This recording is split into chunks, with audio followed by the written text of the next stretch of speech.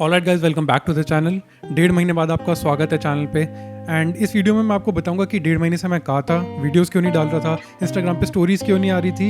And honestly बताऊं तो मेरे को 10-15 दिन पहले ये लग भी नहीं रहा था कि I will make it through, यानी कि मैं रिकवर हो जाऊंगा एंड मैं यहाँ पे बैठा हूँगा।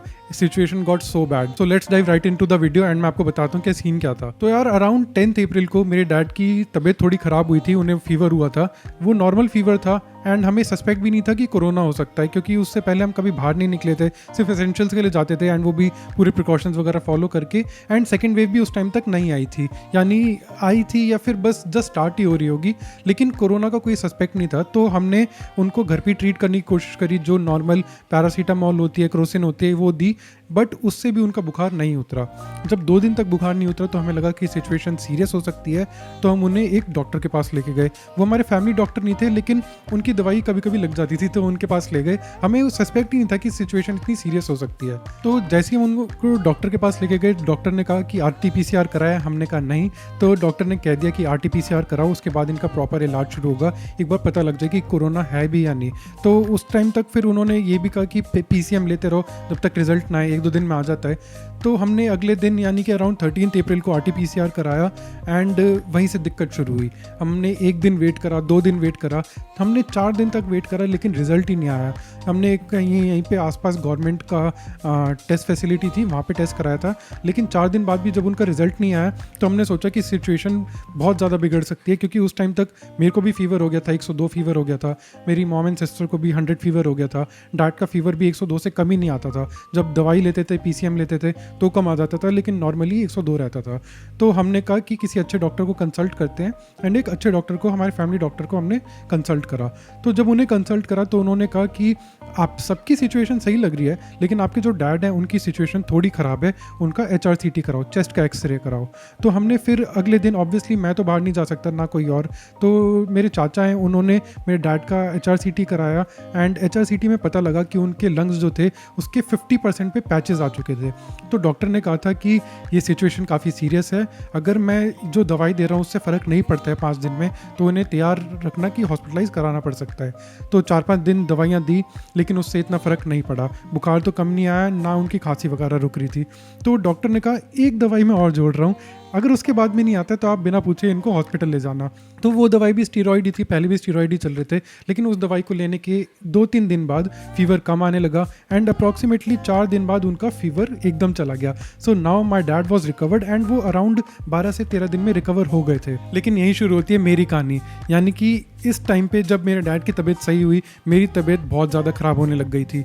तो एक टाइम ऐसा था कि मेरा जो बुखार था वो 104 पहुंच गया था, मेरा ऑक्सीजन लेवल था वो 82 पहुंच गया था, विच इज़ रियली स्केरी।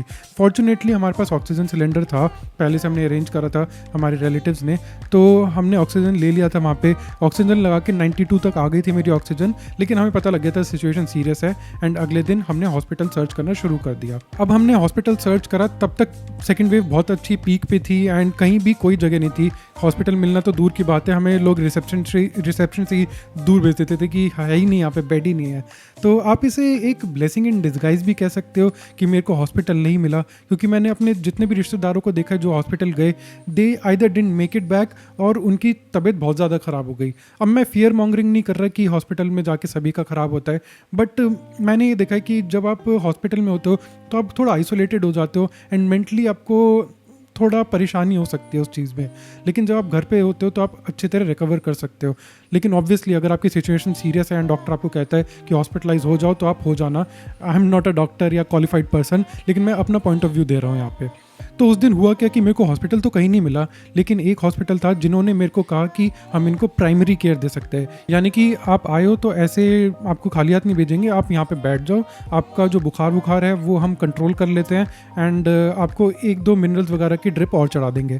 तो उस दिन उन्होंने मेरे को 3 ड्रिप चढ़ाए, एक्चुअली ड्रिप 2 थे, एक इंजेक्शन था, एक तो पैरासीटामॉल का ड्रिप था 100 ml का, जिससे मेरा बुखार कंट्रोल में आता, एंड एक को येलो कलर का ड्रिप था, आई डोंट नो ग्लूकोज था, मिनरल था, क्या था, पता हो तो कमेंट्स में बता देना क्या था वो। एंड एक था कोई इंजेक्शन था। जब हम जाने लगे थे तब उन्होंने मेरा ऑक्सीजन चेक करा, 87-88 आ रहा था, तो उन्होंने कहा एक इंजेक्शन और लगा देते हैं। IV के थ्रू ही लगाया था एंड IV के थ्रू उन्होंने ऑक्सीजन के लिए इंजेक्शन लगा दिया था। फिर I came back to my house and बुखार उतर गया था, क्योंकि ऑब्वियसली पैरासीटामोल 100 ml घूम रही थी मेरी नसों में, तो बुखार तो उतरना ही था। बट हुआ क्या कि उसके अगले दिन मेरे को बुखार 104 तक नहीं चढ़ा, 103 तक नहीं, मेरा बुखार 102 पे कंट्रोल हो गया था। तो finally there was some good news कि मेरा बुखार अब कंट्रोल में आ रहा है। एंड ऐसे ही धीरे धीरे करते रहे हमने पीसीएम ली। जो डॉक्टर थे उन्होंने कह रखा था कि पीसीएम आप ले सकते हो जब आपको बुखार लगे। एंड जो पीछे पहले वाले डॉक्टर थे, यानी कि हॉस्पिटल जाने से पहले वाले जो हमारे फैमिली डॉक्टर थे, उनकी हम दवाइयाँ कंटिन्यू कर रहे थे। एंड उन्होंने मेरे को एक नेबुलाइजर में स्टीरॉयड भी जोड़ दिया था, तो स्टीरॉयड्स वगैरह वो भी ले रहा था मैं। काफ़ी सारे स्टीरॉयड्स थे, लेकिन धीरे धीरे मेरा बुखार कम आने लगा। एंड फिर एक टाइम ऐसा आया जब मेरा बुखार नॉर्मल आ गया। तो मेरे को लगे अराउंड 20 डेज़ रिकवर होने में टोटल। अगर मैं देखूं जब से मेरे को बुखार हुआ टिल जब से मैं सही हुआ, रिकवरी की बात ही नहीं कर रहा, जब तक मैं सही हुआ, मेरा बुखार नॉर्मल आया, मेरे को अराउंड 20 डेज़ लगे रिकवर होने में। तो यहाँ से शुरू होती है मेरी रिकवरी की कहानी 20 डेज़ के बाद। उसके बाद डॉक्टर ने मेरे को कहा था कि आप रिकवर हो गए, लेकिन ये दवाई मत छोड़ना। यानी कि जो स्टीरॉयड्स लेते हैं ना, मैंने 5 दिन लिए, लेकिन फिर उसके बाद लगा कि स्टीरॉयड्स इतना ज़्यादा लेना सही नहीं है, बॉडी के लिए हार्मफुल हो सकते हैं। एंड मैंने स्टीरॉयड्स धीरे धीरे कम करे एंड खुद ही छोड़ दिए उसके बाद। मतलब मेरे मॉम डैड ने भी यही रिकमेंड करा था कि स्टीरॉयड्स इतने नहीं लेने चाहिए। एंड आप आजकल देख ही रहे हो कि इतनी ज़्यादा ब्लैक फंगस वगैरह फैल रही है।